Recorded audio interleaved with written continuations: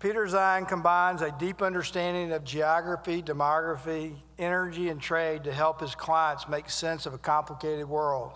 Fortune 500 companies, trade associations, policymakers, and government agencies at all levels regularly rely on his expertise.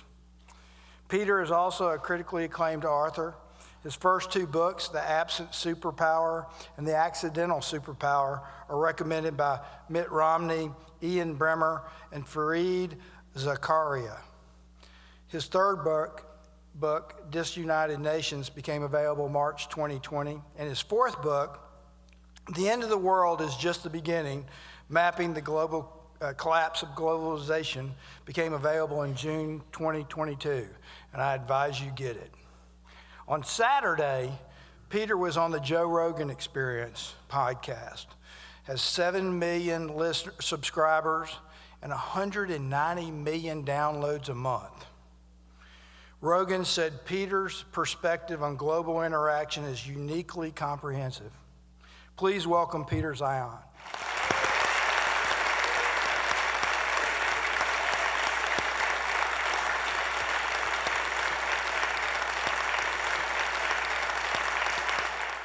I apologize for getting you to the open bar early. This delay brought to you by the FAA and apparently Mayor Pete. Anyway, we're going to jump right in. We've got to start with the war. What we're looking at here are a couple of maps of the Russian space. They are tilted on their side because I'm an author, and if you have to tilt your head to follow along, that is fine. I'm not going to judge out loud. On the right, that orange is, the lighter color of orange is population density, and it's roughly the population density of Kansas if you melon scoop out Topeka and Kansas City. So you do know your neighbors. You've probably lost track of their day-to-day lives. If you go to the left, you are now looking at an economic and climate map. And that green V in the middle that roughly overlaps where the people live, that's the Russian wheat belt. And in economic terms, of the world's major agricultural zones, that is the least productive spot on the planet. You can grow one crop of short season wheat per year, and that's it. In the summer, the climate is about like western Kansas. And in the winter, it is roughly like northeastern Alberta. So hot and dry, or cold, dry, windy. The income that comes from that one crop of wheat is so low per acre that the Russians even today have never been able to successfully build a road network. Ugh. You want to move anything of volume in the Russian system, you have to do it by rail. Now, if you move it to the left, if you go to the yellow to the south, that's desert, completely empty. If you go to the right to the blue, you're now in tundra and taiga, also empty. But what really drives the Russians to drink is the beige. Territories that are completely empty and by Russian definition totally useless, but totally flat. And you can totally get a Mongol horde through that. Russia's been invaded 50-odd times in its history. And never once, when the foe has made it to the green, made it to the good land, have the Russians ever ejected them. It's been the weather that's done the heavy lifting. So the Russian strategy since the beginning has always been the same. Expand out of the green through the beige, and you get to those red markers, those geographic barriers that you can't shove a panzer division through. And then you forward position your very, very slow-moving rail-supplied troops in those blue access points that are between those barriers. The Soviet system was the height of Russian security. They controlled all of those access points, and then they lost them all. Post-Soviet Russia, especially under Putin, has spent every waking moment trying to rebuild that outer shell. And in the 23 years that Putin has been in charge, he has launched now 8 military conflicts with that in mind, to rebuild those footprints. This is the Georgia War, this is the Crimea War, the Donbass War, the Kazakh intervention, the Karabakh War. Unfortunately for Ukraine, it's not that Ukraine controls these access points, but it's on the way to the 2 most important ones. And as long as that is the case, Russia will not stop until it has all of Ukraine, and then it will continue beyond Ukraine. We're only midway through this story. Now, you guys remember back in the first week of the war when we thought this was going to all be over really quickly? How on the fourth day, we had that 40-mile-long convoy of vehicles going from Belarus south towards Kiev. It was like, crap, this is it. And then on the fourth day of the war, the convoy stopped because they forgot fuel. And then on the seventh day of the war, all the soldiers dismounted from their equipment and walked back to Belarus because they also forgot food. And everyone I know at every defense ministry across NATO thought the same thing. Well, holy crap, the Russians don't know how to fight a modern war at all. They've forgotten all of the lessons they've learned in the last 200 years. It's a parade force. They're doing worse than the Iraqis did in 1992. If we go head to head with Russia, there will be 1,000-to-1 casualty ratios. It will be a wipeout. And this made no one happy at all, because the Russians see this war accurately as an existential battle for their survival. They know if they fail at this, they are completely exposed to whatever's next, and their demographic situation is so horrible. This is the last generation that they have soldiers to fight.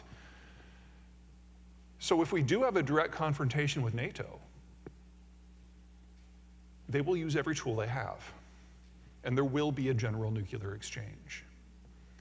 So the decision was made very, very early in Washington and London and Berlin and the rest that we have to destroy the Russian military capacity to function here, now, in Ukraine, but without a single set of NATO boots on the ground. And so any equipment that the Ukrainians can prove that they can operate competently, that doesn't violate our security, they can have. And there's right now 60,000 Ukrainian troops training across NATO countries right now. They will all be back in theater by May when the spring offensive begins. That was our lesson. The Russians had their own lesson. They're like, okay, maybe we drank a bit too much of our own Kool-Aid. Maybe these are not Jewish, Nazi, gay demons. And maybe they're just people who are fighting for their home. And if that's the case, if they're going to fight for their home, then the civilian population is no longer a non-issue. It's a problem. Well, we can reach into our own history and find a strategy for that. We could advance very, very slowly behind a never-ending hail of artillery fire, not targeting anything that moves, targeting anything that stands. Because if we can obliterate every scrap of civilian infrastructure, then Ukraine cannot support an industrial-level population. And the population will self-segregate into two groups. Group number one will run. We never have to worry about them again. Group number two, if they stay behind and they're under age 55, they clearly stayed to fight and we can shoot them on sight. Getting good data out of a war zone is always hard, especially when one side is pathologically lying about any data that there might be. We don't know how many people have been killed, how many civilians have been killed. The estimates I've seen are somewhere probably between 100 and 300,000. That's approximately the same pace in the first year of the Holocaust during World War II. This war, like everything with the Russians, is ultimately about scale. You can see that Texas is up there to give you an idea of scale. The Russians are trying to build a defensive perimeter on a border that's 3 times the length of ours with half the population. And they're trying to do it with numbers. Okay. What we're looking at here is a map of the conflict zone. Now, those dotted lines are those all-important rail lines. The deep red are the territories that the Russians controlled at the end of the last war. Remember, this is the 8th time that the Russians have launched a military attack since 1999. The really fun part starts right here. This is the Kherson Pocket. This is the only chunk of territory that was west of the Dnieper River, that's kind of like their Mississippi, that the Russians were able to capture early in the war. And starting in about July, the Ukrainians advertised publicly that that's where they were going first. This is the chunk of territory they wanted to liberate first. The Russians saw those advertisements, and so they moved about 25,000 of their best forces to the other side of the river to reinforce. Best equipment they have. On November 1, that assault did begin, but as we all know, that wasn't the whole story. There was also a second assault right here because the Russians had to move their troops from somewhere, and the Ukrainians waited to see where they were being pulled from. And in that assault, the entirety of Kharkiv province fell within 5 days. Even better than that, this little dingleberry right here, you guys see that? That is Izium. That was the Russians' forward logistical base. It's a rail hub. They were planning on launching multiple assaults from that next spring to basically capture a huge chunk of Ukrainian territory. It fell in 36 hours, intact. And in 36 hours, the Ukrainians captured more gear, more tanks, more artillery, more shells, more gasoline from the Russians than they started the war with. More than we had transferred to Ukraine in 7 months. Big win. And then they went on to capture Kherson as well and got about half as much, again, equipment. So the Ukrainians at the moment are going through 6 months of deferred maintenance on a lot of Russian gear with the hope of getting it all into working order by the time we get to May. Which means that now we're in a bit of a different kind of conflict. Things are kind of stalled because the weather has been weird. Normally at this time in the year, everything would be frozen solid and you'd have tanks running around everywhere. But it's abnormally warm throughout Europe, including in Ukraine. It's about 40 degrees in Kiev today, which means everything's really muddy.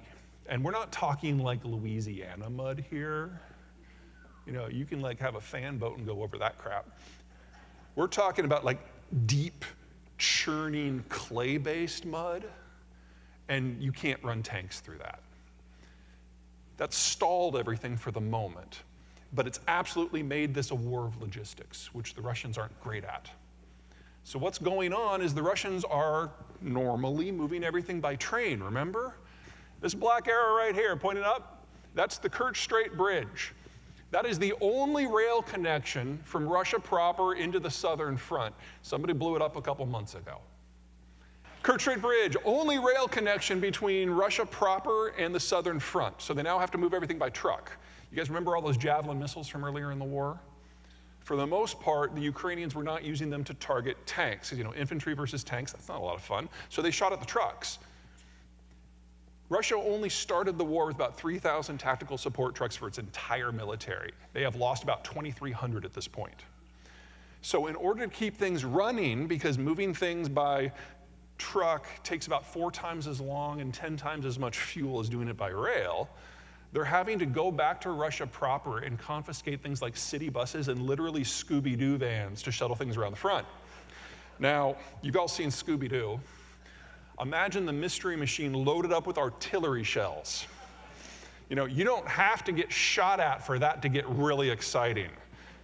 And the explosions that we're seeing on the highways in southern Ukraine are of substance. But the real fun is not here yet. 2 things. Number 1, by the time we get to May, we're going to be in a different sort of conflict. Number 1, all that deferred maintenance will be done, and those 60,000 troops that are training in NATO countries will be back with new gear, probably including some battle tanks. It's a fundamentally different Ukrainian force, order of magnitude more powerful than what they began with last February. Mobile, precision weapons, and a lot of them. But the Russians will have completed their second mobilization, and they will have thrown at least 500,000 more soldiers into this fight, an increase of a factor of 4 from what they began with. Now, yes, they will be badly led and badly equipped and badly trained and with poor gear and low morale. But you know what you call soldiers like that? Russian. There is nothing about the war to this point that is atypical in Russian history. The first year of every Russian war is always a complete and utter shit show. And then they throw bodies at the problem. And in half of those wars, that does it. In the other half, it leads to a government collapse. It's way too soon to know which one of these it's going to be. But by the time we get to May and June, we're going to have a really good idea of which strategy is ultimately going to win in time. Doesn't mean it'll be over in June, but we should have a really good idea. That's number one.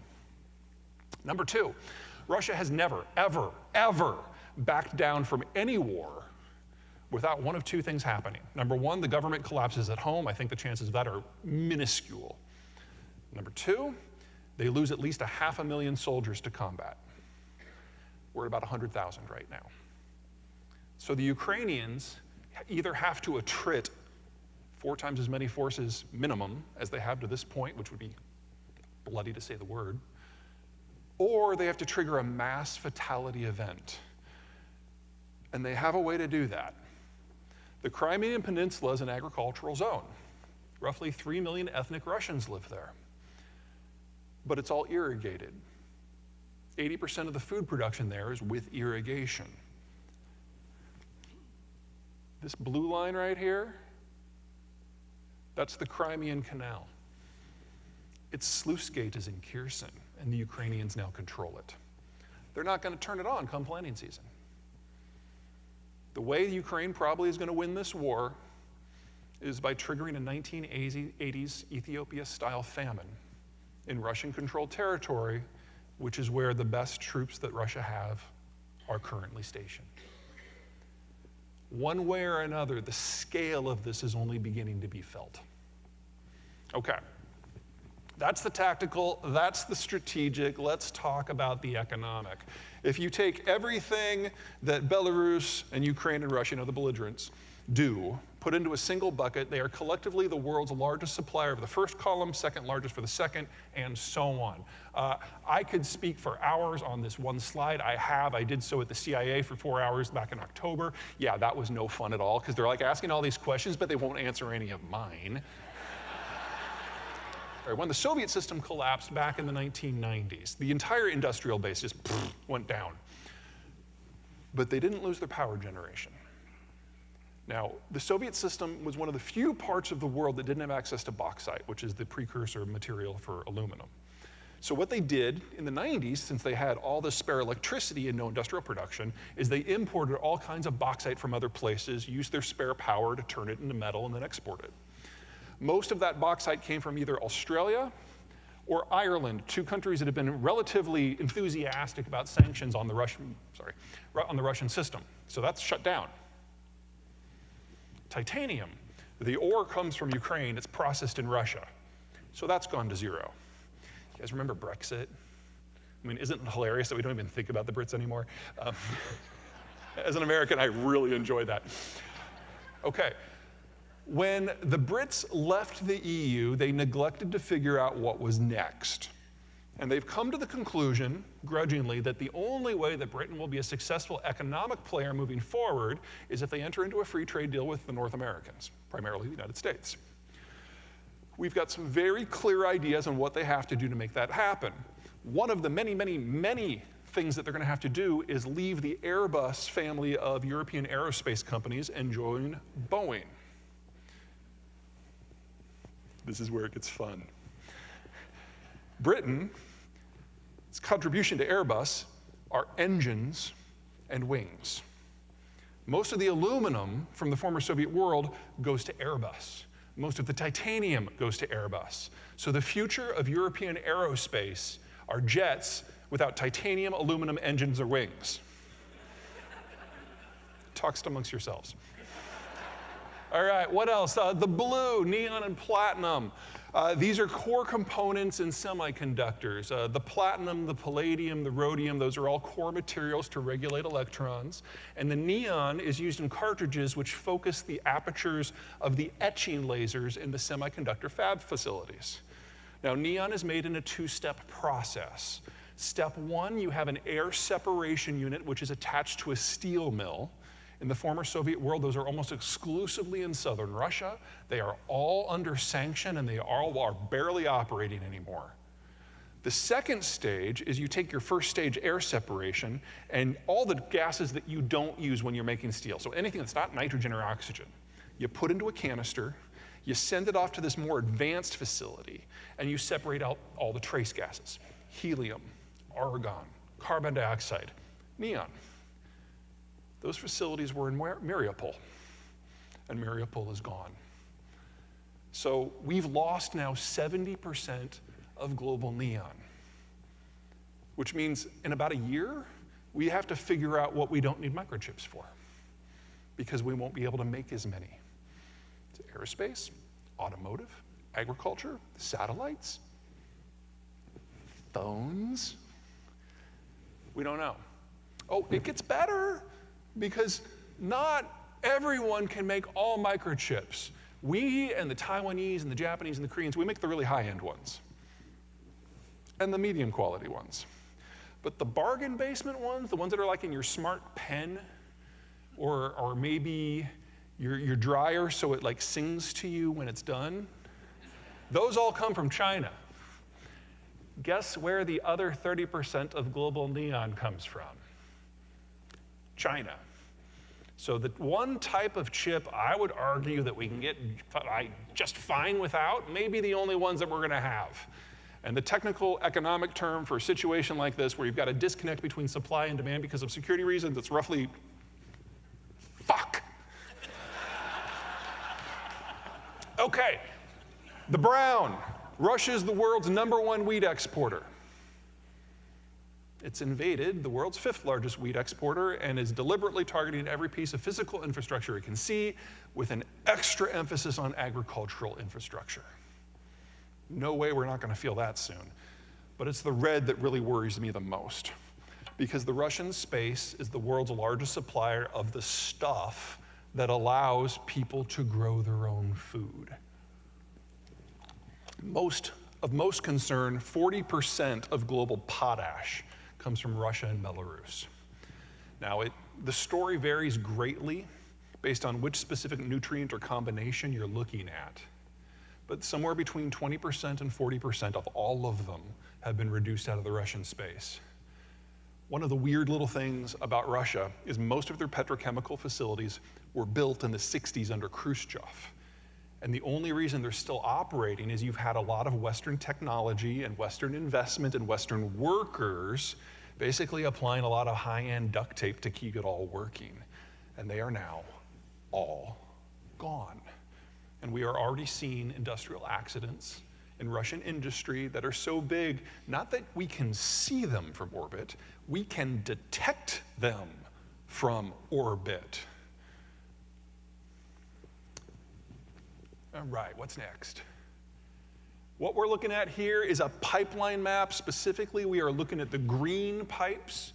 Those are the oil pipes, and the 2 arrows are pointing at a pair of ports, one on the Baltic Sea in the north, that is Primorsk, and one on the Black Sea in the south, that's Novorossiysk. And the reason that these really matter is insurance. And I can just see everybody like, work with me? It gets really sexy really fast. You cannot have a vessel go into a port, out of a port, or go through a constrained waterway like, say, Suez without an insurance policy. And as of the first of the year, the Europeans said no ship can get one of their policies. That's 90% of global coverage. In addition, the global reinsurance companies, those are firms that insure insurance companies, without sanctions in play again, just said we're never touching another Russian vessel again. Now, you're going to see in the news things about the price cap. That's all wrapped up into this. And everyone talks about the price cap because, ooh, sexy, they can only get like $40, whatever. It's the insurance that really matters, and it's already gone. So we have seen in just the last week and a half, exports out of the Russian space drop by about 1.5 million barrels a day. Now, anything more than where we are now, that 1.5 million, things get really, really fast. Because this isn't Texas. In Texas, if for whatever reason the ports can't get rid of the crude, they just shut in the well. They don't like to do it, but they can do it. But in Russia, if you shut in a well in the permafrost, which is where most of this stuff comes from, it freezes solid. And the water that comes up as a byproduct turns into ice, and when we're in Louisiana, you're like, what? What's ice? It's like, when water freezes into ice, it expands and it pops the pipe from the inside. Now, they've got about 1.5 million barrels a day that's further west that's not on the permafrost. That they can turn on and off. Any more than that, they're cutting into the permafrost wells. And the last time the permafrost wells went offline, it was 1989. The Soviet system collapsed and they lost the entire network. And it took them 30 years to repair the damage. It's not quite right. It took Western techs 30 years to repair the damage, and the Western techs are gone. So we can very easily see a scenario where 2 to 4 million barrels a day of Siberian crude goes offline and does not come back for decades. And energy is not a normal product. You know, if you can't get wheat, you can eat corn. If you can't get corn, you can eat soy, whatever. If you can't get fuel, things stop. If you need a gallon of gas to get to work, but you can only get 9/10 of a gallon, not only will you pay whatever you have to do to get that last little bit, the price you pay for that determines the entire market. So just losing 2 million barrels a day of Siberian crude, you know, that's enough to jack energy prices up by $60, easily. And there's more where that came from. So remember, green's oil, right? We're now looking at the reds. The reds are natural gas. We're gonna start with that blue line. I'm sorry, that blue arrow at the top. That's the, noun failure, that's the Nord Stream pipeline. It's not the marginal supplier for the Germans, it's their primary, it's 40% of the total. So, you know, a 2% change in supplies can generate a 50% change in price. This is 40% of their total demand. And back in September, somebody blew it up. It's gone, it's not coming back. Can't be repaired because there's now water corroding it from the inside. It's been too long. Americans talk a good game when it comes to paranoia about energy security. We're like, oh my God, energy independence, we gotta get it. We really don't care.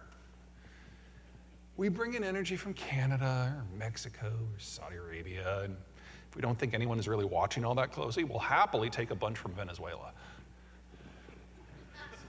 You can't do that in Germany. Precision manufacturing in a tough neighborhood.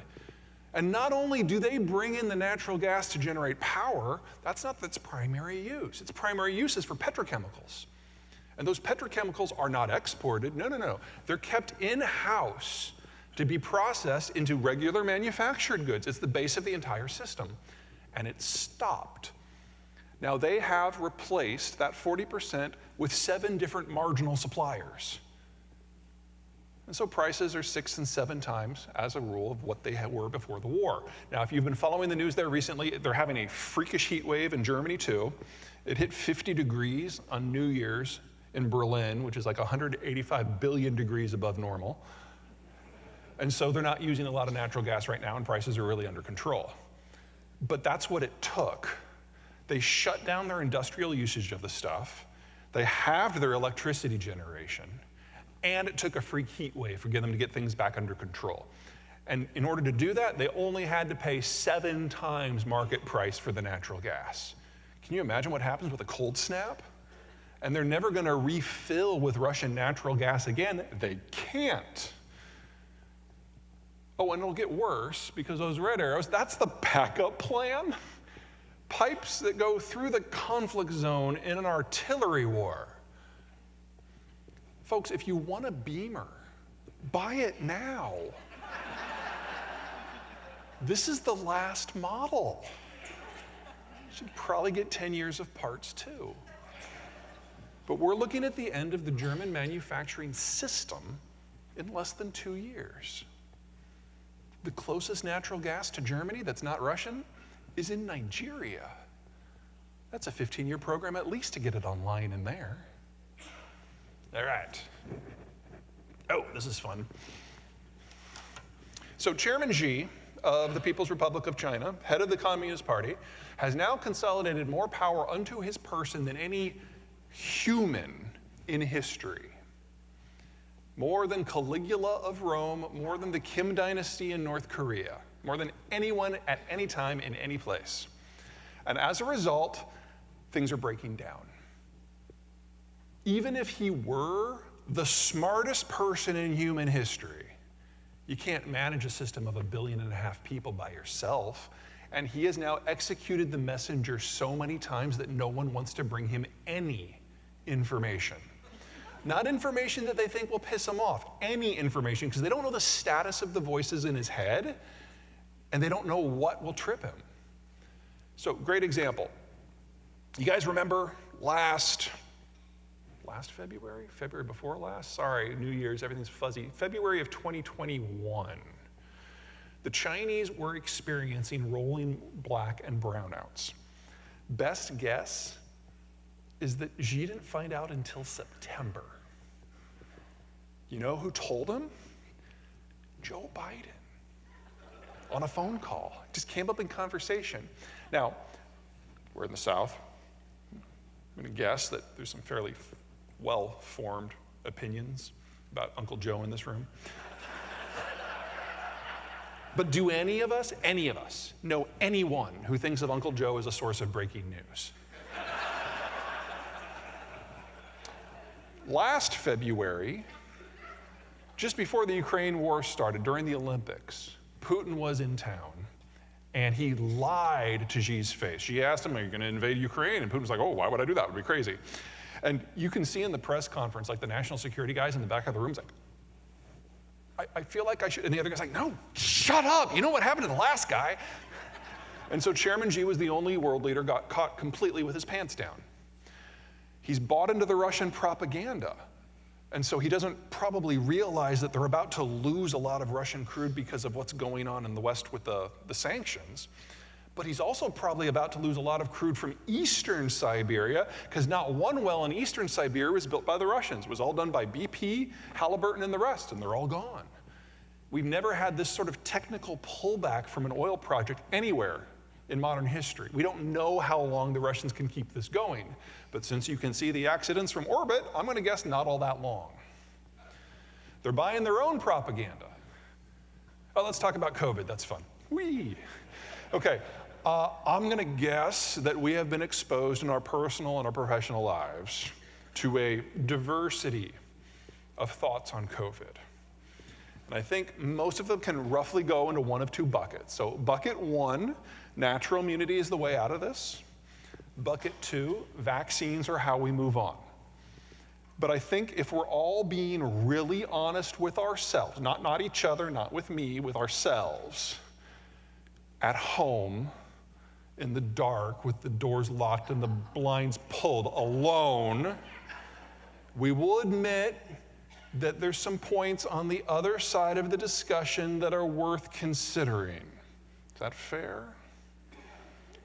Can't have that conversation in China. And not simply because it's an information-controlled area. The CCP was successful at keeping COVID out of the general population. No one has natural immunity. And every country that has tried the Chinese vaccine has sent it back because it doesn't work. What's going on in China right now, we don't know where this is going to go. But we have never seen a population so big and so unprepared subjected to something like this ever.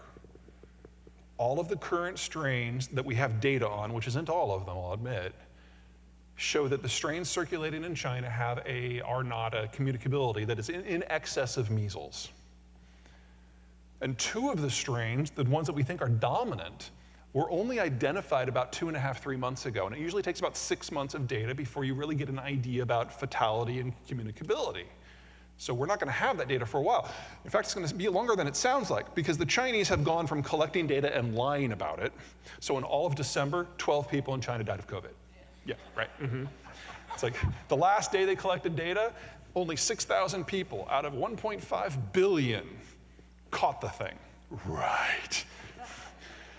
Anyway, they've gone from collecting data and lying about it to just not collecting data at all. Because what we're seeing is a breakdown of decision making. Remember, one-man government, dictatorship. All policies start and end with the chairman. And if there's no direct guidance from him, you either run on cult of personality decision making, you do what you think he wants, and that's how they start going out and disinfecting airport runways.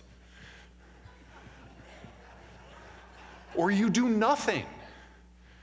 So we may never know how many people die here. The lowest realistic estimate I've seen is 1.5 million. But that assumes that the healthcare system doesn't break down. And we know that their fever clinics, which are their traditional first line of defense, have mostly closed because they can't find staff that don't have COVID. We don't know. And it's not going to stay limited to health. You know, here in the United States, we've got a diversified democratic system. We've got local government and state government and federal government. We have academia and business and civic organizations. And if one stumbles, the whole system doesn't fall apart because the others are still there, giving legitimacy and decision-making power overall. And so if some idiot glues their hand to a painting, or a bunch of housewives when curlers start screaming, "Let's go Brandon," at a food mall, you know, our civilization doesn't end. But everything in China is one guy. And within 4 days of those protests over Thanksgiving, people weren't just protesting COVID lockdowns, they were protesting Xi's personal skill set. We've had a crack, and we don't know where that's going to go. But it's rarely good. And then let's talk about tech a little bit. There's this weird belief in the United States in particular that China and the United States are technological peers. And no, we make the high end. China makes the low end, but it's not as good as it sounds, because they can't make the high end, they can't make the mid quality, they can make the low quality, but they can only make the low quality with imported equipment, imported tools, imported software, and imported labor to do the quality checks. Well, back in December, the Biden administration put in a series of executive orders that said you can no longer buy the equipment or the tools or the software, and any American working in that sector now has to choose between their job and their citizenship. That was the bulk of the workers. Within 24 hours, every American in the sector was either transferred abroad or quit. It's over. It's already over. And anything that comes from semiconductors is over as well. That's AI, that's hypersonics, that's the Great Firewall, that's automation. It's all already over. China can assemble, and that's not nothing, that's huge. But a technological peer, it is not. They have spent the last 25 years, over $2 trillion US, and a bottomless amount of intellectual property theft to try to move beyond where they are right now. And they can't, because that takes a degree of cross-brain work that they don't train for, that you can't just teach, it's part of your culture. All right, let's talk finance. This is net worth in the United States by age bracket, 10-year age bracket. Now, as you get older, you get better at your job, you get raises, you start businesses, maybe you run a farm, you just get richer. But the real magic happens at age 50, because that's when your single largest expense, your last kid, leaves home and is someone else's problem. A lot of people just turned 50, huh? All right. And then with that extra money, you pay down your second biggest expense, which is typically your mortgage. And by 55, on average, that's paid down to zero. So that last decade, 55 to 64, the last decade that you're working is the wealthiest you will ever be. And the capital that you generate in that decade of your life is what drives the entire global system. It is literally where the money is. That is 70% of global private capital. Now you turn 65 and that changes. If there's a currency crash or a market crash, you won't have the income to recover. So you have to liquidate your holdings and go from, say, stocks and bonds to T-bills and cash. Perfectly normal. Everybody does it. And normally it doesn't matter, because normally we have a demographic structure that looks like this. It's a standard pyramid. Children on the bottom, young adults, mature adults, retirees at the top, men on one side, women on the other. This is Nigeria, nearly pre-industrial. And normally, when you turn 65 in a system like this, it doesn't matter, because there's more people 64 below and 63 below that. And the proportion has more or less held in this shape for the entirety of human history until 1945. Because that's when the Americans changed the way the world worked. At the end of the war, we found ourselves facing down Stalin and the Red Army. We're like, oh, we're gonna need some help with this one. And so we did the most reliable thing we could to build up an alliance. We bought it. We created globalization. We used our Navy to patrol the global ocean so that anyone could go anywhere at any time and interface in any market with any partner. And that changed the way national economics worked. Pre-1945, if you had food, oil, coal, and iron ore, you could industrialize and develop and expand. But if you lacked any of those, you were probably a colony. 1945 and globalization changed that. Now anyone could go and trade for anything, so you only needed one of the four. You could trade for the others. So at different paces, from different starting points, we all started down the path towards industrialization. And when you industrialize, family economics changes, because you move off of the farm and into the city to take the industrial jobs. On the farm, kids are free labor. You have as many as you can, because free is great. But in an urban condo, kids are really expensive, really loud, really annoying, really dirty habits.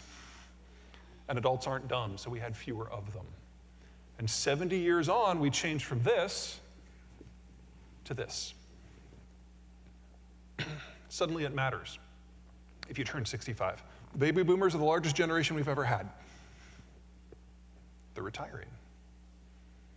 In fact, in the fourth quarter of last year, we hit the midpoint. Half of them have already retired. And they've liquidated their stocks and their bonds, and they've gone into T-bills and cash, and the velocity of money has already gone into screeching reverse. We've known that this has been coming since the last baby boomer was born in 1966. Are you ready? Nobody is. That means that between January of 2021 and December of this year, the cost of capital always had to go up by at least a factor of 5 in the United States. We're about halfway through that transition. There's a long way to go. And this is independent of anything the Federal Reserve does. The fact that we're struggling with a potentially turning economy, business cycle, inflation, that's just bad luck. There's also a workforce issue here. Boomers, largest generation ever. The Zoomers are the smallest generation ever. Last calendar year, the difference between the exiting boomers and the entering Zoomers was 400,000 worker shortage. That figure will increase each and every year until 2034, when it will peak at 900,000. How do I know this? All the Zoomers are already here. We already know the precise inflow into the workforce for the next 20 years. Is that bad? Yeah, but it is so much worse everywhere else. Now, those blue arrows on the US one, those are pointing towards the millennials, and they are the people who will save us all. Literally just threw up in my mouth a little bit. The baby boomers are right now in their 20s and their 30s. They're at the peak of their consumption, and that consumption is driving our economy right now. If it wasn't for millennial consumption since 2007, we would have already had at least 3 recessions. In addition, in 10 years, the oldest millennials will be in their 50s. I don't know about you, but I cannot wait to see the millennials having midlife crises. But that means they're going to be entering that capital-rich period of their life, replacing the boomers as the source of capital. Gen X is just too small. And perhaps even more importantly, the millennials, late start, are finally having kids in number, which means in 20 years, their kids will start entering the labor force in numbers. All we have to do to get back to 2019 capital and labor environment is wait 10 years for finance and 20 years for labor. That's it. We just have to wait 10 years. Yeah. But check out Germany. Bottom fell out of the birth rate 70 years ago. They ran out of kids 30 years ago. And this decade, that big bulge moves into mass retirement. The German economic model was always going to collapse this decade. The Ukraine war is just speeding it up. And then there's China. That is already the fastest aging workforce on record in human history. And we now know that that data is wrong. A little over a year ago, the Chinese admitted publicly that they had overcounted their population by in excess of 100 million people. With all of the missing millions, people who would have been born under the one-child system, meaning that they're all 40 and under, suggesting that these yellow bars, those yellow bars don't even exist. We don't have an economic model. Humans don't have an economic model for how that might work in the year 2030. This is China's last decade, period. I could give you a half a dozen other reasons why China's going to collapse, but this is the one that is completely unavoidable. There is no policy that can be adopted by any combination of countries that can save them from this. All right, let's talk about you. These solid red lines are where the urban center stops because of geography. The dotted are where the cost of expansion goes up. Check out you guys in the middle. I mean, yes, you've got like a protected wetland right there, but honestly, it's so small you can go around it. One of the big things to keep in mind if your intent is to change the economic destiny of your locality is, taking an accurate stock of your assets and your liabilities and taking a really good hard look at your local geography and your regional geography. And in your case, there are no real limits to where you can go. You've got some of the cheapest land in the country, you've got access to a river, but there are a couple of problems. The first one, the most significant one, is you're close to New Orleans. And that's not because everyone's going to go party there on a Thursday. No. The problem is New Orleans is the world's largest bulk export terminal. And so anything that was in about 600 miles of it, the decision has been made over and over and over and over to just not move up the value-added chain. Produce a raw commodity, ship it to New Orleans, they send it over the horizon, and that's the end of the story. It's cheap, it's easy, it's boring, and it limits what you can do. Now, I want to compare a few other zones that I've worked with in the past, just to give you an idea. So this is the Pacific Northwest, specifically Portland and Seattle. And you'll notice that there's not a lot that they can do to expand, especially Seattle. Seattle's on an isthmus. As a result, land prices are ridiculous. And if everyone has $1 million efficiency condo, because that's the low end in the market, then if you have 1% spare capital, that adds up to a lot of cash real quick. So the Pacific Northwest has got to go not just up the manufacturing scale, because most manufacturing just isn't viable in that market. They've gotten into IT in a very big way.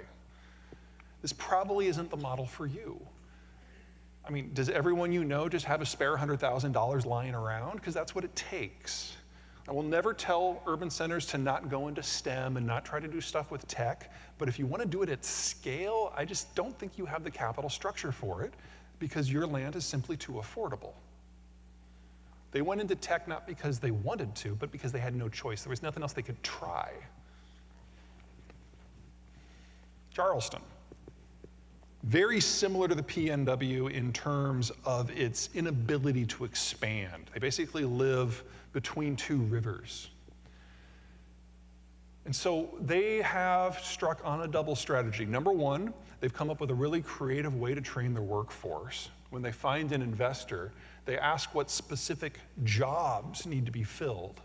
And then they work with the state of South Carolina to train up a half a dozen people for each theoretical position. And then they allow the would-be investor to interview them. And if they hire anyone from their pool, the government gets paid a fee to compensate for the cost of the training. And the company gets a ready-made workforce. That's part one. Part two is they convince somebody else to pay for it all. They can do that because they can draw from the populations in upstate, or excuse me, they don't call it upstate there, in-state South Carolina, and they're an ocean port. Why is the ocean port important? Because of what is arguably the dumbest law we have in the United States today. The Jones Act was passed during the Great Depression. The idea was to protect American positions in maritime commerce. And it says that no cargo can be transported between any two American ports unless the ship carrying the cargo is American built, owned, captained, and crewed. As a result, shipments between American ports has dropped by 99% in value over the last century. And one of the reasons you guys do not see ships on the Red River every single minute is because of that law. But foreign ships that come to a port are exempt, so they all go to New Orleans. Any American port on a river has basically been gutted because of this law. So I've been fighting this very lonely one-man war against this stupid law for so long. I honestly think that the Jones Act is the single biggest problem facing American development moving forward. And it's certainly a big issue for you because it means you can't follow the Charleston model because ocean-going vessels can't get this far. You need to have an American ship. And before you think, well, I like the idea of American ships, can you imagine if we did this for any other mode of cargo? Air, that would remove 30% to 50% of the planes in the air. Truck, that would remove 80% of them. Train, over half. We only do this for our most efficient method of transport.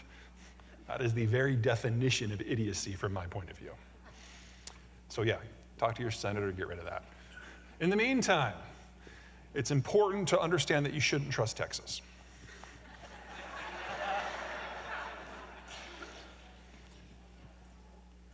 Folks, that's 15 million people with a lot of space to expand.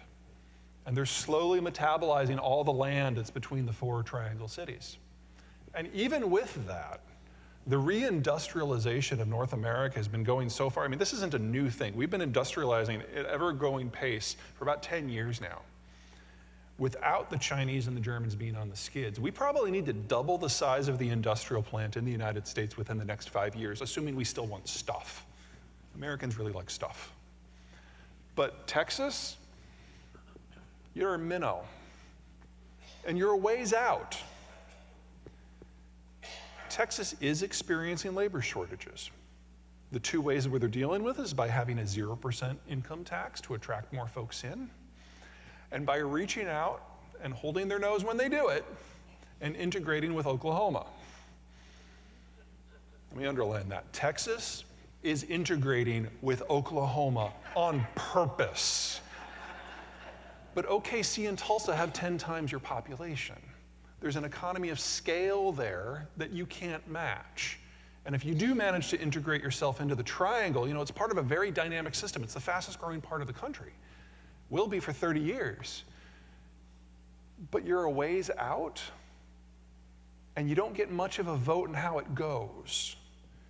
And it wouldn't take much for one suburb of one of these four cities to take what makes you special away. And they'd be a lot closer. It'd be really easy for them to do. So just like with IT, I'm not going to tell you to not go into manufacturing. That would be silly. But you have to have a very realistic approach to what you're going to target. And I think that your geography, combined with the way the global system is changing, provides a lot lower risk, a lot higher value opportunities for you. Let's start with energy. This is total investment from all government and all private into all oil and all natural gas globally. Now, back in 2014 at the peak, a narrative took hold that fossil fuels are done. Not necessarily for directly environmental reasons, but the idea was that it takes 3 to 8 years to bring a conventional field online, and then another 5 to 15 years for that investment to break even. Well, if you're thinking that we need to be to a carbon neutral environment by 2040, we're already past the time window for the investment.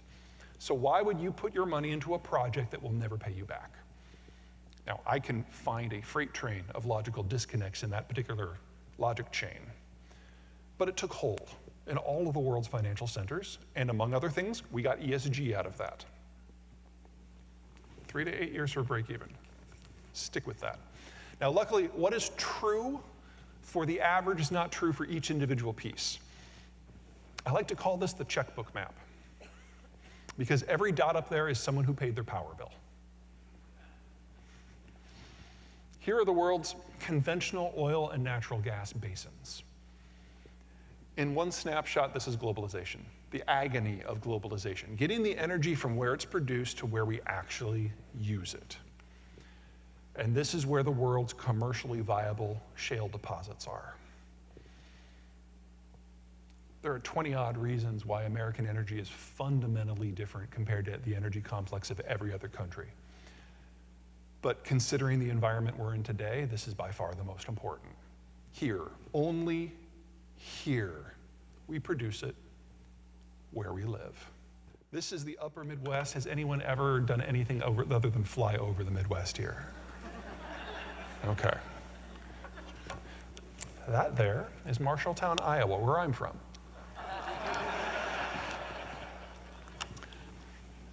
What the hell is this? That's western North Dakota, population 4.5. The half is someone flying over. It's lit up not because there's a frat party, it's lit up because of a problem with transport. Oil's a liquid. It conforms to the shape of the container it's in. You can put it into a rail car, a truck, whatever you want.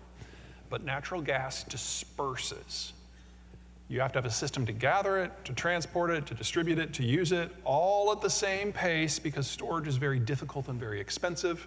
Here in the United States, in the shale patches, so much nat gas is bubbling up out of the oil projects as a byproduct. We have to flare it. You can see the flares from space. It's the same in the Permian. It's the same in the Eagle Ford. That's a very different price structure. These producers are basically giving the stuff away just to get rid of it. These red arrows, those are hurricanes. You see these blue spikes? That's Henry Hub. Old story. Storm comes through the Gulf. They shut down everything. They go out after the storm, repair the damage. That's how it was until 2009, because that is the year in the United States, well, in North America, where shale production produced over half of global demand, half of regional demand. Every shale well's on shore. The other two lines are the pricing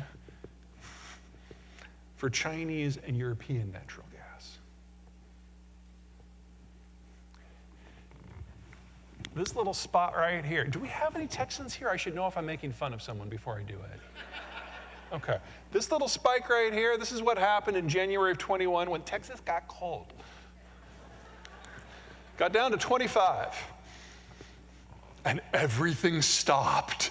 Oil, natural gas, solar, wind, nuclear. Oh my God, there were snowmen in San Antonio. They were sad snowmen, but they lasted for 2 weeks. Everyone in Austin just made margaritas. And this right here, this is what we've been dealing with because of the Ukraine war. Back in September, we hit $9, and we lost our minds. $9 in the United States, $9 natural gas. In inflation index terms, that's exactly the 50-year average. We have been bitching about average energy prices.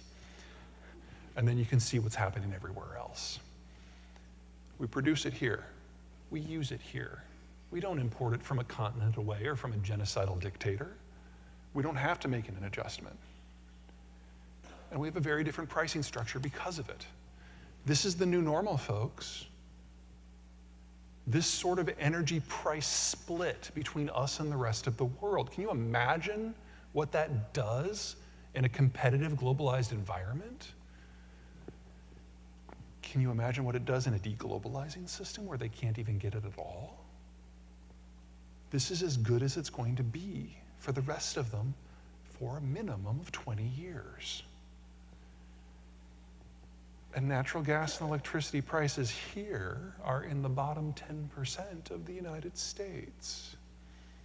If you can't use energy in greater Shreveport to do something, something is wrong.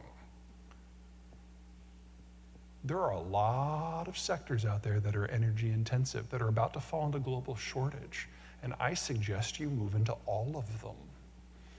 Let's start with chemicals. This is a ridiculously overcomplicated graphic. I blame the Europeans. On the right, you start with crude oil. You refine that into tens of thousands of daughter products we use every day with an intermediate step called naphtha. You usually do this through an oil refinery. Or on the right, you start with natural gas, same general process, but first you have an intermediate step called ethylene. Now, this relatively narrow product set, these are the things that normally you can only make from natural gas. But in the United States, where natural gas is really, really cheap, we use it to do all of this. That's everything from windows to sports equipment to insulation to glass to diapers to makeup to tires.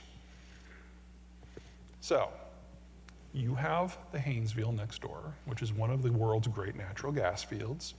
These are all options. Every circle and square up there is something you could do. And if you don't want to, you can import the stuff from refineries nearby, whether it's New Orleans or Houston, and then do the next step into heavy industry and get into any of those products I just mentioned, plus about 10,000 others. The materials are all right here already. It's heavy manufacturing. You're not making a computer, but you will make the things that allow us to make absolutely everything that we use every day. The most fun of all of these is this little guy right here. That's fertilizer, nitrogen fertilizer. So we've lost potash because of the Ukraine war. And because natural gas is so expensive everywhere, but here we're losing nitrogen very, very quickly. That's 2 of the 3 nutrients. We'll talk about the third one here in a minute. All right, let's say you don't like conventional oil and gas, although we're in Shreveport, that would be weird. But there are business opportunities in other things. What we're looking at here is what goes into an electric vehicle versus a normal vehicle. Now, a normal vehicle or a normal power plant, it's really pretty straightforward. You get the fuel in there, you light a match, you set it on fire, you capture the heat. Yes, it's more complicated than that, but it's really, this is old technology. We figured this out 150 years ago. But if you want electricity, you got to do more, because the transmission and the storage, that's really involved in terms of engineering and materials. So this is the type of material that goes into EVs versus conventional vehicles. It's an order of magnitude more complicated, more materials and more of them. Now, we understand in our gut the pain and the complexity of a fossil fuel-based fuel system, because you have to deal with Iran and Iraq and Venezuela and Russia. But if we want to do the green transition, if that is really our goal, then we need to deal with Canada and Mexico and Peru and Chile and Bolivia and Brazil and Argentina and South Africa and Gabon and Congo and Eritrea and Ethiopia and Mozambique and Australia and Vietnam and Indonesia and Malaysia and China and Pakistan and Turkey and Mongolia and Kazakhstan and Uzbekistan and, oh yeah, still Russia. You think oil geopolitics was a pain in the ass? Oh my God.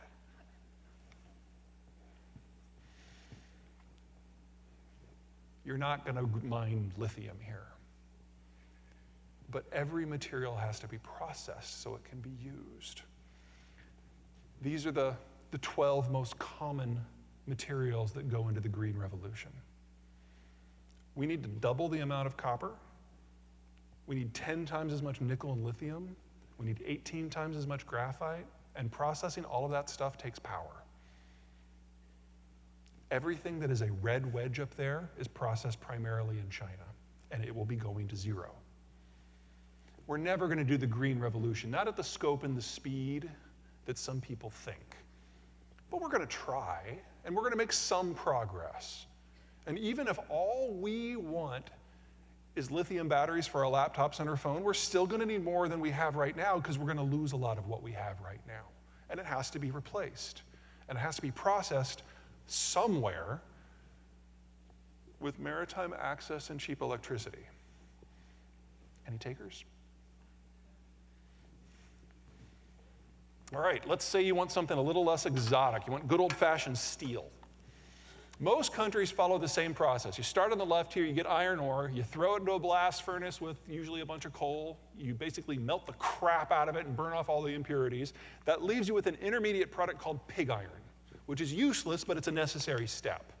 That pig iron is then processed on in a more advanced facility, often part of the same complex, into rolled steel. The hot rolled steel is the stuff that's structurally strong, but not necessarily resistant to corrosion, and it's kind of ugly. So it's your car frame or the rebar in concrete. Or the high-end stuff, the cold rolled, that's the shiny stuff. If you can see steel in anything, in your watch, on a roof, that's cold rolled steel, much more expensive. Here in the United States, we don't do a lot of hot rolled steel in the traditional sense. We are the world's greatest steel recyclers.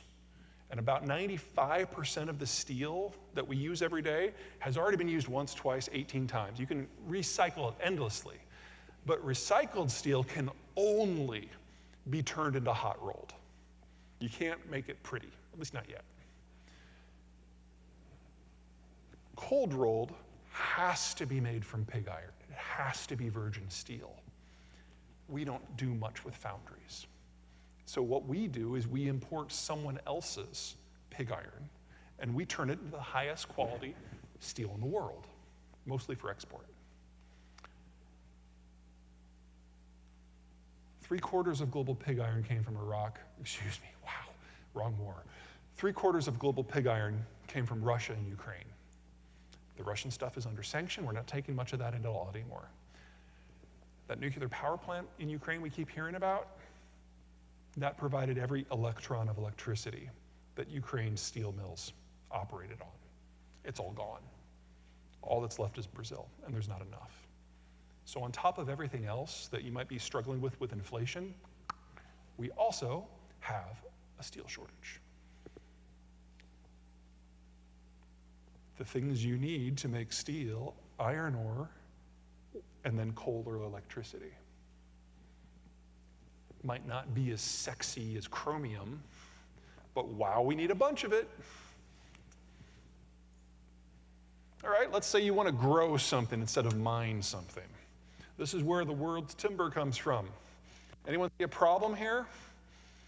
Russia, one way or another, is going away. Either it's going to win this war and it's going to be under crushing sanctions, or it's going to lose this war and it's going to fall apart. Either way, all of that goes away. Now, I'm not saying that you should go out there and cut down more trees, but this already is a harvesting zone. But because you're close to New Orleans, it is not a processing zone. I don't care if all you do is turn sawdust into pellets or make plywood or make furniture. The options are almost endless. And your proximity to population centers makes this perfect, because this is something Texas can't do because they don't have trees. Let's say you want to grow something you can eat. Here's corn. See a problem with Ukraine? Yeah. Now, there is currently a UN-managed export system that has safe haven pathways from the ports that allow the Ukrainians to export some grains, and they've been preferencing corn to this point because there's more dollar per bushel in it, and they've got to choose what they ship out. So the wheat has basically gone to zero. Corn is actually up a little bit. But think about what the Russians are doing right now. The war is stalled, so they're using drones and missiles to target electrical infrastructure throughout the Ukrainian system, causing power outages, trying to cause as many deaths as possible. What do you think they're going to do once summer happens? There's no point in going after the power infrastructure then. They're going to go after the agricultural infrastructure. This is also going to zero. Now, again, I'm not saying go out there and grow more corn, but anything you can do to add value, especially to a sector where you know the world is about to lose one of its major producers, whether you're making grits or pressing it into oil, same logic holds true for soy, same holds true for cotton and cottonseed. There's very little agricultural processing that happens within 500 miles of you. On one side of you, you've got Atlanta. On the other, you've got the Texas Triangle. Ravenous urban zones that need every scrap of value-added commodity they can possibly get their hands on. Grab the whip. What we're looking at here is the three major laser pointer. The three major nutrients that go into all fertilizer. Nitrogen at the top, phosphate at the bottom, phosphate in the middle, potash at the bottom. These numbers here are the percentage that the United States imports. You'll notice for nitrogen and phosphate, we're pretty much self-sufficient. Our problem is potash. But 90% of the potash we get, you can't really read that. But this is Canada, so you know they're good for something. We only get 12% of one sliver from the conflict zone. Brazil gets over 80% of its fertilizer from the Russian space. Australia, it's about half. Oh, no, it gets worse. Because the rest is roughly evenly split between China and the Middle East. Isn't it crazy? We've forgotten about the Middle East that soon. Spoiler alert, it hasn't gotten any better. And now that the United States is no longer in the middle of all of it, the Saudis and the Iranians are really looking forward to having a nice, dirty little war. And so everything that we've ever thought was a problem with the Middle Eastern energy is a problem with the Middle Eastern energy, but not for us because of the shale revolution. As of November of last year, we were back to a new all-time high. We are once again a net exporter of energy. I hate this graphic. This is the one that gives me nightmares. This is a calorie graphic. Every country in dark blue or dark green is a major producer and exporter of soy and grain-based calories. Everyone else is a net importer. And the countries in red and orange import at least half the calories they consume. The countries with X's are those that, in a world without a reliable fertilizer input system, are looking at least a 40% reduction in their ability to grow the crop in the first place.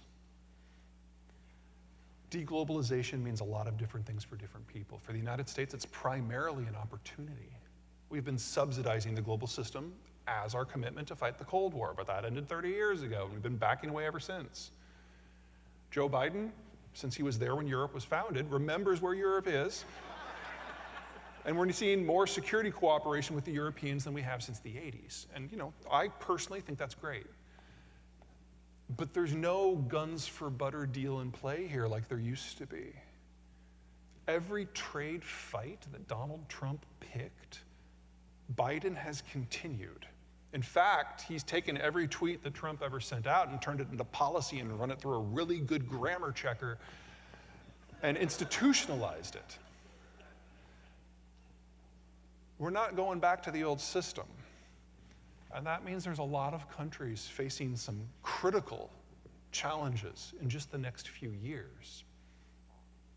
And anyone who can take advantage of that by producing and processing foodstuffs for export is going to make an obscene amount of money.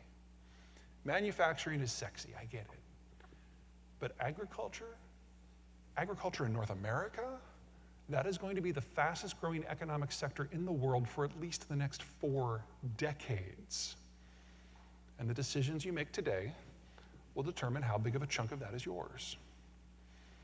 Final slide.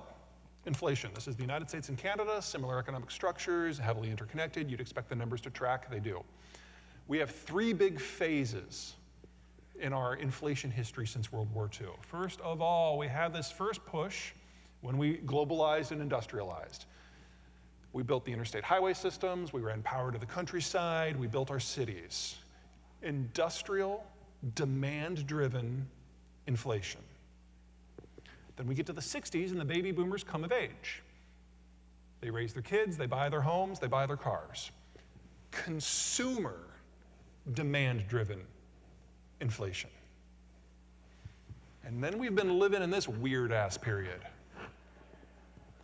The Chinese brought 1 billion workers to the table and pushed down the cost of manufacturing goods. The Soviet system collapsed, dumping an empire worth of raw materials into global markets. The 2 greatest disinflationary trends recorded in human history, and they lasted for 30 years. Well, folks, the disinflationary trends are turning inflationary. The Chinese labor is literally dying out, and the Russian stuff is going away. And the inflationary trends are back. The boomers may be retiring, but their kids, the millennials, are at the prime of their consuming years. And if we still want stuff,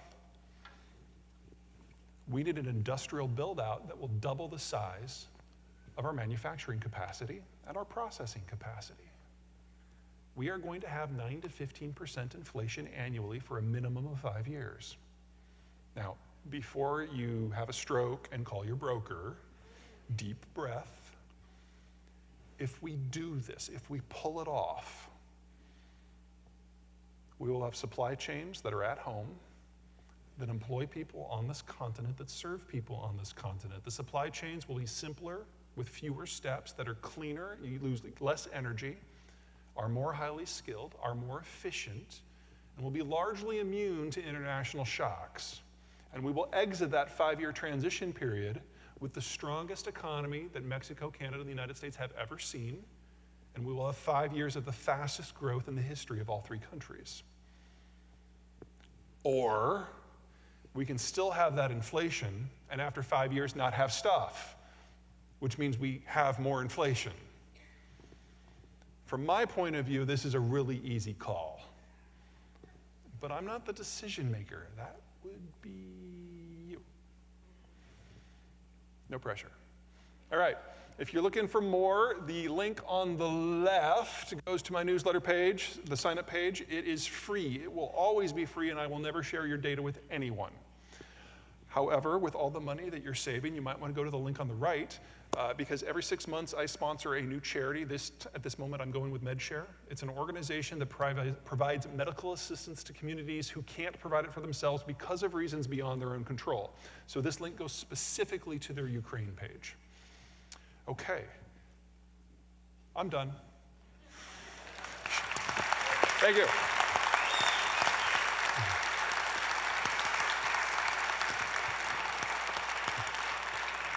Thank you. Ladies and gentlemen, let's hear for Peter. What a great job. Thanks. Thank you. All right, Peter, we have time for a few questions. I don't fly out till 5 in the morning. I'm good. Oh, good. Hopefully you fly out at 5. Yeah, you know, we'll jump You off never that know. bridge when we get to it. All right. Unfortunately, because of the time, we can only ask a couple of questions. So, Peter, these questions, we asked the audience to text them to us. They came to my iPhone 7, which I will be upgrading tomorrow before I go to the BMW dealership. That seems reasonable. So, we'll do. I don't even drive a BMW. Well, you will now. I will or at least now. you'll have one. Yeah. All right, Peter, here is our first question. Globalization was a huge financial success for the U.S., and for many, it increased quality of life. Sure. So why not double down on globalization and do everything we can to hold the systems that support it in place? And is there any way to stop the trajectory that you talk about? I think we're past that. Politically, I think the United States is mostly done. And if you look at who we've elected since 1989, we've gone with progressively more populist presidents all the way up until Biden. But the economic issue, I don't think is sustainable anymore anyway. It was one thing when we did this in 1945, because everyone else in the world was basically wrecked, and our economy was bigger than the rest of the world put together. That's not the world we're in. We've been indirectly subsidizing most of the world for 75 years now. And that has allowed countries who don't have the geography or the access to raw materials or the access to markets to become significant. And the top of that list, of course, is China. So if we could do a share and turn back some time and go back to 2001, there was a moment under George W. Bush when we were trying to basically, this is going to sound a little jaded, but beat Russia and China into shape. And say, you know, the Cold War system is over. We're entering a fundamentally new era. We need to renegotiate the terms of globalization. And if you do that, great, we're all in this together. And if you don't, we will bury you. And then 9/11 happened. And we got a little distracted for 20 years. And in that time, we maintained enough of the structures of globalization that all these places that had poor geographies kept growing. And now collectively, they're twice our size. We can't subsidize things of that size. Unless, of course, we want to spend all of our national blood and treasure making sure that China is the unassailable superpower. I don't think that's going to fly. Peter, our next question. Do you think declining demographics in the developed world is our #1 security issue for the United States? No, because you remember ours, right? Ours are pretty good. I mean, we're still aging and we still have these distortions when we go from the big boomers to the small Xers to the big millennials to the small Zers. But these are problems we can manage over time. In addition, we are partnered with Mexico, which has the healthiest demography, not just in the rich world, but in the advanced developing world as well, better than India, better than Indonesia or Turkey. And so if there were two countries that were better positioned to do well, it would be those two. And the fact that they're already linked together in a trade deal, I mean, there are a lot of things about Donald Trump I was not a fan of. NAFTA 2 was freaking brilliant, and it's done. It's embedded into the system, and this political sniping that we see around the world in our own country doesn't really apply to NAFTA. I mean, Biden and the Mexican president AMLO, they loathe each other, personally, professionally, ideologically, and they just got done with the Three Amigos Summit. It was the most successful summit we have had with NAFTA since 2006. So this is a relationship that works, and no one else has something like that. So will I mourn Europe when it's gone? Yeah, because that's less than 20 years away. But time isn't gonna stop. And courtesy of none other than Donald Trump, we now have a multiracial future of cooperation. And that just feels weird. But that's where we are. So make your vacation plans now to go to Europe, is what you're saying? Yeah, I mean, France will last longer. France has a demography that's a lot more like ours. So, you know, you can put off going to Paris for a few years, it'll still be there. But if you're gonna go to Germany, honestly, you are running out of time. Sorry. I'll stop at a travel agent tomorrow on the way to the BMW dealership. Or maybe on the way back. Even better, Yeah. even better. Is Northwest Louisiana's heavy dependence on oil and gas a plus or a minus for us in an economic development sense? As long as you think of oil and gas as a source of income as opposed to a source of electricity, it's a negative, because you're kind of going to get that whole, the Dutch disease, where you're over-dependent on one specific thing that's cyclical in its demand. But if you use it to do other things, well, holy crap, there's not a whole lot of sectors that you couldn't go into. The biggest problem that you guys have is you just don't have another population center that's near you. And that makes it really difficult for you to synergize and achieve economies of scale. And that's why I think you should go into processing, because you have something here that is bottled up. And so for you, and mostly only for you, it's at a cost structure that no one else can match. You should use that. Peter, our last question of the night. With our relationship with China waning, how can Shreveport and the area benefit from the return of manufacturing? I'm not saying you shouldn't try, but you're going to be a very small minnow in a pond that is not close to you. And that's a very risky proposition. So will there be niche things that you can expand into? Sure, but I don't think you're going to be able to do it at scale.